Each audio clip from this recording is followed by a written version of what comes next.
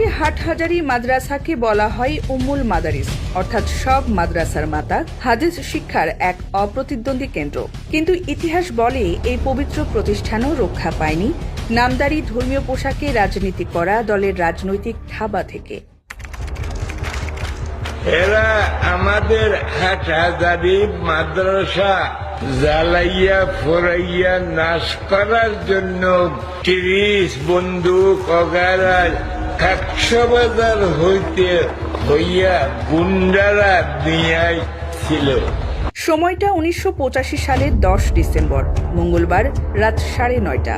চট্টগ্রামের হাটহাজারীতে অবস্থিত উপমহাদেশের অন্যতম প্রাচীন দ্বীনী শিক্ষা কেন্দ্র দারুল উলুম হাটহাজারী তখন তার স্বাভাবিক শিক্ষা কার্যক্রমে নিমগ্ন। দাওরায়ে হাদিসের দরস চলছে, মুসলিম শরীফ খোলা, শত শত ছাত্র মনোযোগ দিয়ে শুনছে হাদিসের পাঠ। ঠিক সেই মুহূর্তে ট্রাকযোগে মাদ্রাসার গেটে এসে থামে জামাত শিবিরের সশস্ত্র ক্যাডারদের একটি দল। প্রায় ১০০ যুবক, জামাত ও ছাত্র শিবিরের কর্মী সমর্থক। উস্কানিমূলক স্লোগান দিতে দিতে জোরপূর্বক তারা মাদ্রাসার ভেতরে ঢুকে পড়ে।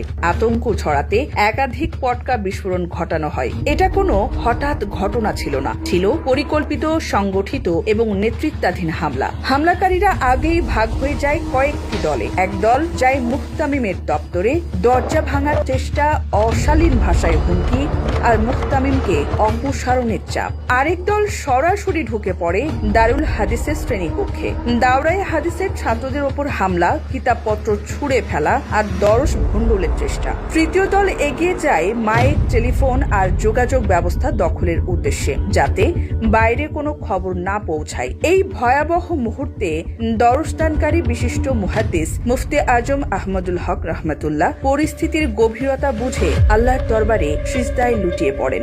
একদিকে ছিল সন্ত্রাস, অন্যদিকে ইলম ও তাকওয়ার নিঃশব্দ দৃঢ়তা। প্রত্যক্ষদর্শীরা জানান হামলাকারীদের হাতে ছিল ছুরি, ইরিচ, লোহার রড, লাঠি, মরিচের গুঁড়া, বিস্ফোরক দ্রব্য। ভয় দেখাতে ছিল খেলনা পিস্তলও। এমনকি মাদ্রাসার কক্ষ ও গেট তালাবদ্ধ করার জন্য আনা হয়েছিল বিপুল পরিমাণ তালা।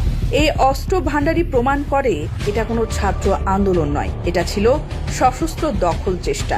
দৈনিক যুগান্তরের সাবেক বিভাগীয় সম্পাদক শাকের হোসেন শিবলি লিখেছেন, হোস্টেলে থাকা সাধারণ ছাত্ররা যাদের হাতে কোনো আগ্নেয়াস্ত্র ছিল না, তারা নিজেদের মাদ্রাসার শিক্ষক আর মুহতামিমকে রক্ষায় এগিয়ে আসে।